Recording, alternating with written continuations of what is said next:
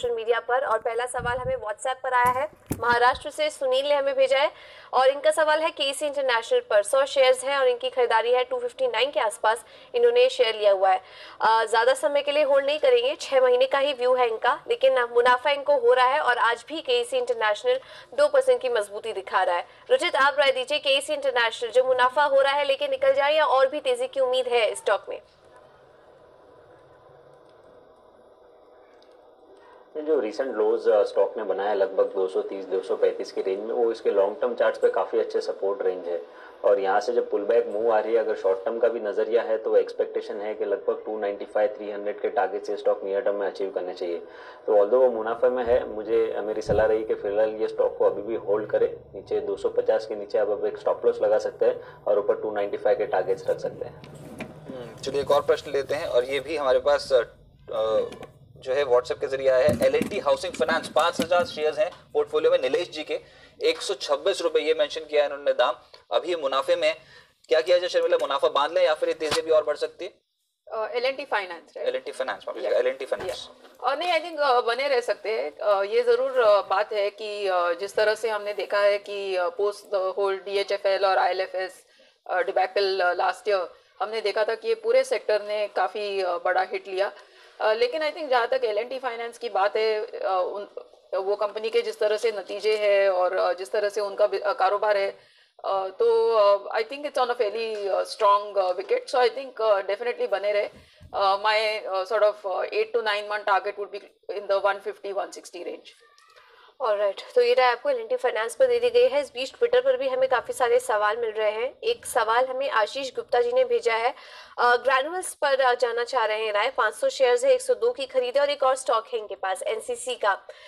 ये स्टॉक इन्होंने लिया हुआ है 89 के लेवल्स के आसपास, इन्होंने ये एनसीसी के शेयर्स भी लिए हुए हैं और दोनों में हल्के मुनाफे पर दिखाई दे रहे हैं। रुचित, आप राय दीजिए, क्या करें एनसीसी और ग्रैनुअल्स इंडिया, इन दोनों स्टॉक्स पर? फिलहाल दोनों ही स्टॉक्स में बने रहे। पिछले अगर कुछ दिनों से ग्रेन्यूल्स में देखे तो काफ़ी अच्छे बढ़ते हुए वॉल्यूम्स के साथ अपमूव आ रहे हैं और ये अपमूव एक्सटेंड हो सकता है 115-116 तक शॉर्ट टर्म का नजरिया है। तो ग्रेन्यूल्स में बने रहे। 115-116 के टारगेट्स आते हैं तो वहाँ पे आप थोड़ा मुनाफा वसूली कर सकते हैं।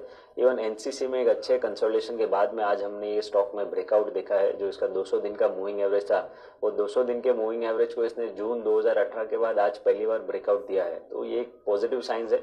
नियर टर्म में एक मोमेंटम में ये स्टॉक 100-102 तक की रेंज छू सकता है। तो करंट लेवल्स में एनसीसी में भी होल्ड रखने की सलाह रहेगी।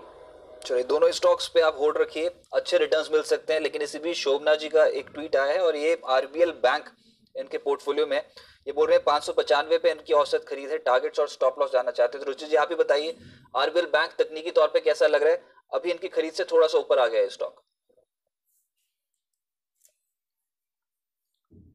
टेक्निकली ट्रेंड पॉजिटिव है, अब होल्ड कर सकते हैं। 575 अभी का सपोर्ट बेस ये स्टॉक में बन गया है। तो अगर आप स्टॉप लॉस रखते हैं तो 575 के नीचे कहीं भी प्लेस करें और हाई लेवल्स पे ये मोमेंटम कंटिन्यू रहता है शॉर्ट टर्म में तो 620 से 625 तक के लक्ष्य आ सकता है।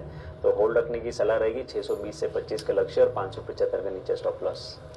ठीक है, तो आरबीएल बैंक होल्ड करिए 620 के लेवल्स के लिए। अगले सवाल हमें आया है स्वप्ना जी का और शर्मिला ये सवाल इन्होंने आपसे किया हुआ है। इनका जानना चाह रही है कि इन स्तरों पर अगर मारुति या एल&टी में से कोई एक स्टॉक खरीदना हो तो आपको कौन सी कंपनी पसंद आ रही है? Well, I would say L&T, क्योंकि आई थिंक मेरा रिजर्वेशन मारुति से is more to do with the fact कि वो ज़्यादा अपना प्रोडक्शन है वो उनके गुजरात की फैक्ट्री को शिफ्ट कर रहे। What it simply means is कि Maruti will almost become like a marketing company और उनको जो मार्जिन्स अभी क्यों बिजनेस लोगों को पसंद आता है मारुति का, बिकॉज है मार्जिन्स आर वेरी हाई। तो लेकिन अगर उनकी बिक्री का जो पूरा प्रॉफिट है वो अगर वो गुजरात प्लांट को ट्रांसफर होता है which will go directly to Suzuki, तो they will only get really the marketing margins. तो जो उनको आज एडवांटेज है वो धीरे धीरे खत्म होगा। So it is not so much related to की with the auto numbers but with this really with this view. और जहां तक L&T की बात है, I think the reason why I am positive is कि ये अब समय है इस साइकिल में कि आप अब देखेंगे कि केपेक्स बढ़ेगा, in private capex will pick up और उसके चलते I think the company that stands to benefit most from increase capex in infrastructure projects और जो पिछले 4-5 सालों से बिल्कुल एकदम हम कम होते हुए धीरे धीरे कम हुआ है ओवर द इयर्स। तो वो अगर फिर से वो साइकिल रिवाइव होती है तो I think L&T stands to gain. तो मेरे हिसाब से at this price it would really be L&T for me. चलिए, लेकिन आपको आज के 2000 में एक स्टॉक बताया गया था, इनफैक्ट दो बताए गए थे, रिलायंस इंफ्रास्ट्रक्चर और रिलायंस पार। रिलायंस इंफ्रा के ऊपर अभी भी खबर ये आई है कि इनको एयरपोर्ट अथॉरिटी से 648 करोड़ का ऑर्डर जो उनके हाथ लग गया और स्टॉक में आज जोरदार रफ्तार देखने को मिल रही है।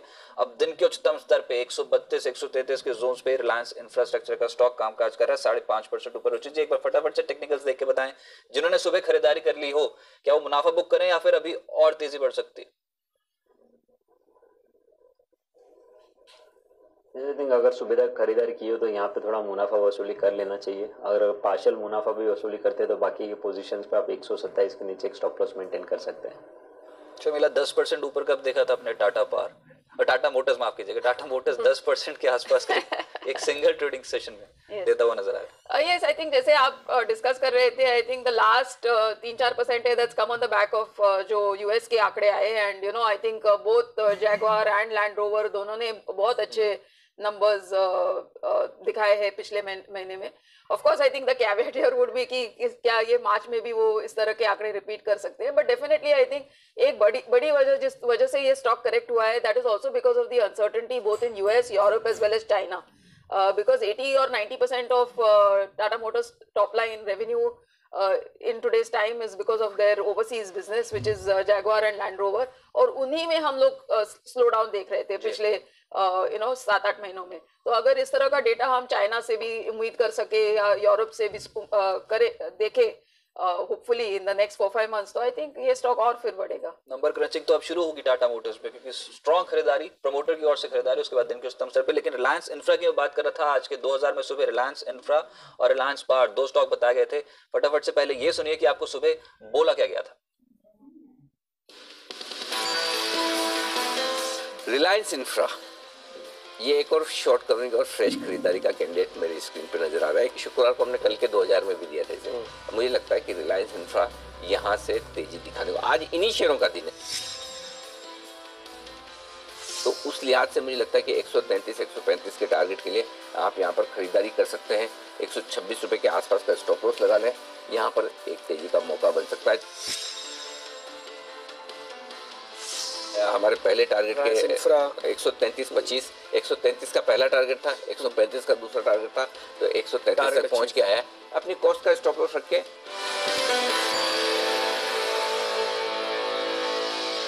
याद दिला दिया, कल के 2000 में भी दिया था और आज के 2000 में भी दिया, तो रिलायंस जी, तो सटीक रणनीति बैठती हुई यहाँ पर रिलायंस इंफ्रा में शानदार तेजी करीब 6% की मजबूती के साथ दिन के उच्चतम स्तर पर इस वक्त कारोबार कर रहा है। चलिए, राय आपको दे दी गई है यहाँ पर, और कुछ और भी सवाल हमें लगातार आपके मिल रहे हैं। इस बीच ट्विटर पर नवराज सिंह जी ने डिवीज लैब पर सवाल भेजा हुआ है और इन्होंने जो खरीदारी की है वो इंट्राडे के पर्पज से ही किया है। 200 शेयर्स है, 1681 पर इन्होंने ये लिया हुआ है डिवीज लैब का शेयर। हल्का नुकसान हो रहा है, लेकिन रुचित, डिवीज लैब इंट्राडे के लिए क्या टारगेट देख रहे हैं आप?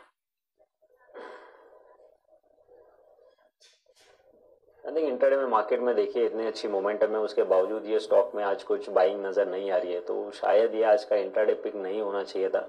बट क्योंकि इन्होंने ऑलरेडी खरीदारी कर ली है तो मैं इनको एक स्टॉप लॉस सजेस्ट करूंगा कि 1660 ये स्टॉक का इंट्राडे सपोर्ट है। अगर 1660 ब्रीच हो जाता है तो आप स्टॉक में फिर सेकेंड हाफ के लिए वेट ना करें और स्टॉक में से एग्जिट ले लें। और 1660 अगर ब्रीच नहीं होता, कोई भी पुल बैक मूव आती है तो स्टॉक में 1685 1690 के लेवल्स भी अगर मिलते हैं तो स्टॉक में से एग्जिट लेना होगा, क्योंकि इंट्राडे में कोई बड़ी movement I don't think Divi's Lab में फिलहाल ऐसे कोई साइंस नहीं है कि कोई बड़ी मूवमेंट आएगी। यहाँ पर 500 शेयर्स हैं इनके पोर्टफोलियो में, 128 रुपए के औसत भाव पे इंडियन ऑयल कॉर्पोरेशन अच्छी तेजी में है। शर्मिला, ये ऑयल मार्केटिंग कंपनीज को स्पेसिफिक कारण आईओसी पे क्या किया जाए? Overall I think I am बहुत ज़्यादा पॉजिटिव नहीं हूँ मैं ऑयल मार्केटिंग कंपनीज पर। अगर अपॉर्चुनिटी मिलती है अच्छे रेट पर तो निकल जाना चाहिए, because the simple fact is कि अगर क्रूड के प्राइसेस ऊपर जाते हैं and because we are very close to an election, तो ये फिर से रिपीट हो सकता है सिनेरियो जहाँ पे ऑयल मार्केटिंग कंपनीज को पेट्रोल और डीजल के प्राइसेस इंक्रीज करने की they may not be allowed to increase prices, तो उसमें उनके फिर से लॉसेस पाइल अप होने लगेंगे and we will repeat that cycle again. तो वो एक बुरे साइकिल में से निकले हैं अभी, एंड अगर प्राइसेस ऊपर जाती है और आपको अपॉर्चुनिटी मिलती है तो I think before the election if you continue to see this rally just book your profit. तो शानदार तेजी आईओसी में भी और प्रॉफिट बुक करने की राय इस वक्त आपको दी जा रही है स्टॉक में।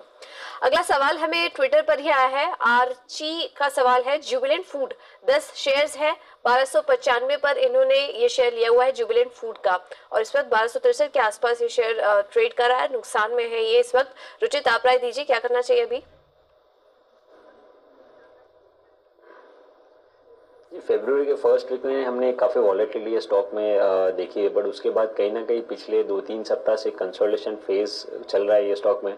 वॉल्यूम्स के लिहाज से भी देखेंगे तो वॉल्यूम्स भी इतने ज़्यादा हो नहीं रहे हैं। आई थिंक फिलहाल जब तक ये स्टॉक में कोई ब्रेकआउट या ब्रेकडाउन नहीं आता तब तक कोई मोमेंटम एक्सपेक्टेड नहीं है। सपोर्ट 1240 का है जो करंट लेवल से ज़्यादा नीचे नहीं है, तो मेरी सलाह रहेगी कि आप ये स्टॉक में बने रहे, होल्ड करें, लेकिन 1240 के नीचे एक स्ट्रिक्ट स्टॉप लॉस बनाए रखें। एक स्टॉक कैश मार्केट में चढ़ा है इग्राशी मोटर्स, क्योंकि हम ऑटो नंबर्स की बात कर रहे हैं तो इग्राशी मोटर्स पे आज के सत्र में स्ट्रॉन्ग रुझान देखने को मिल रहा है। दिन के उच्चतम स्तर पे निफ्टी 10,890 के आसपास। मुद्दा यही कि आज मिड कैप और स्मॉल कैप स्टॉक्स का भी दिन है, वहां पर एक्शन जो है वो बढ़ता चला जा रहा है, तो यहाँ पर आप नजर रख सकते हैं। और वायदा कारोबार पे जो एक्टिव हुआ है उसमें स्टॉक है रिलायंस कैपिटल, अब ये दिन के उच्चतम स्तर पे पूरा एडीजी समूह एक्टिव है, और साथ ही साथ चल पड़ा है अब टीवीएस मोटर, यहाँ पर भी एक्शन स्ट्रांग हो रहा है और ये भी 3% के आसपास की तेजी शो कर रहा है। तो तमाम स्टॉक्स दिन के उच्चतम स्तर पर दिखाई देंगे आपको। चलिए कुछ और सवालों को शामिल करते हैं शो में। उसमें अगला सवाल मेरे पास फेसबुक पर आया हुआ है एक सवाल, एएस राठौर जी का, टीवीएस इलेक्ट्रॉनिक्स पर उन्होंने सवाल भेजा हुआ है, और आज स्टॉक में भी तेजी बनी हुई है, लेकिन देखिए लगभग 2 से 3% की मजबूती आज के सेशन में ये स्टॉक दिखा रहा है। इनकी जो खरीदारी है टीवीएस इलेक्ट्रॉनिक्स पर, इन्होंने 300 शेयर्स लिए हुए हैं।